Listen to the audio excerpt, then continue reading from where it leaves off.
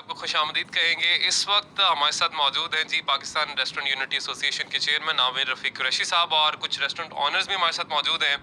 سر آپ کے ابھی جو سارا معاملہ چل رہا ہے, جو نئی S O Ps guideline سامنے آئی ہیں حکومت کی طرف سے, کیونکہ انہوں نے کہا کرونا کے کیسز دوبارہ سے بڑھ رہے ہیں, تو یہ نئی گائیڈ لائنز ہیں جن کو سب کو فالو کرنا پڑے گا. اس میں ریسٹورانٹس کا بھی انہوں نے یہ شامل کر دیا جی کہ پہلے جو انڈور تو پہلے ہی بند تھا, مگر جو آؤٹ ڈور ڈائننگ کی اجازت دی گئی تھی حکومت کی طرف سے, اب اس پر بھی پابندی عائد کر دی گئی ہے. اب صرف کہا گیا ہے کہ آپ جو ڈیلیوری یا ٹیک اوے ہے اس کی اجازت دی گئی ہے, ادروائز ساری ایکٹیویٹی بند ہے. اس پر آپ کے تحفظات ہیں کیا بھی؟ معاشرے میں غربت خیرات سے ختم نہیں ہوتی, انصاف سے ختم ہوتی ہے.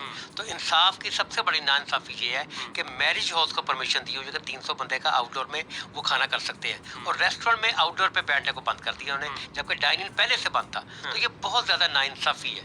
پاکستان میں لیبر اورینٹڈ سب سے بڑی انڈسٹری ریسٹورینٹ انڈسٹری ہے, جس کی گورنمنٹ بالکل فکر ہی نہیں کرتا, نہ اس میں کوئی ایسی سفارشات ہیں جسے ہمیں پتہ لگے کہ ہمارا یہ ساز کر رہے ہیں. تو ہم اپنی پرائیویٹ کیپیسٹی میں as a Pakistan restaurant unity ایسوسی ایشن یہ فخر سے بڑی ہم بات کرتے ہیں کہ یہ پاکستان کی پہلی اور واحد ایسوسی ایشن ہے جو بات کرتی ہے ملازمین کی اور مالکان کی, تو دونوں کی. اب اس پریشانی کی آپ دیکھیں کتنی وجوہات ہیں. سب سے پہلے پریشان ہوا جو ایک دم انہوں نے صدارتی یا حکمرانی یا بادشاہی فرمان نکالا کہ امیجیٹ بند کر دیں, یہ زیادتی ہے.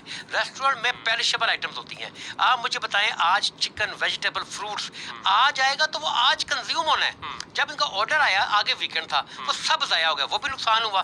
ریسٹورینٹ والا پریشان ہے کہ 15 دن کے لیے جو بند کیا اس میں اب ہم 15 دن کی تنخواہیں کیسے دیں گے, بجلی کے بل, سیلریز, ایڈمنسٹریشن ایکسپینس کیسے بیئر کریں گے. اور سب سے زیادہ تکلیف جو مجھے ایز اے چیئرمین اور ہمارے جو ممبرز ہیں ان کو یہ ہے کہ جو غریب ملازم ہے وہ ڈر گیا گورنمنٹ آف پاکستان سے کہ جی 15 دن کے لیے جب بند کیا تو پتہ نہیں اگلے مہینے مالکان ہمیں تنخواہ دیں گے کہ نہیں دیں گے, جن کا ٹپ سے گزارا ہوتا ہے. یہ سب سے زیادہ لمحہ فکریہ ہے.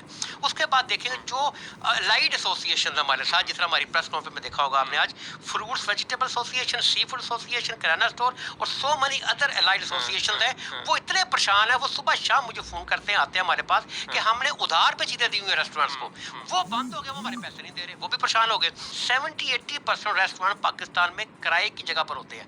اب اس ایکٹ کی وجہ سے گورنمنٹ سے مالک جو ہے, مالک مکان جس نے ریسٹورینٹ کو کرائے پہ دی, وہ پریشان ہو گیا ہے کہ مجھے کرایہ ملے گا کہ نہیں ملے گا. یہ بھی زیادتی ہے. اور سب سے بڑی, جیسے میں نے پہلے بولی کہ معاشرے میں خیرات سے غربت ختم نہیں ہوتی, انصاف سے ہوتی ہے.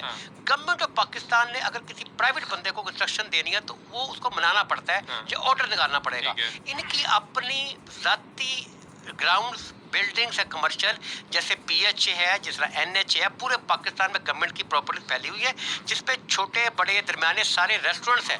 کووڈ-1 میں 5 ماہ بند رہا ریسٹورینٹ. گورنمنٹ آف پاکستان نے ایک دن کا کرایہ معاف نہیں کیا.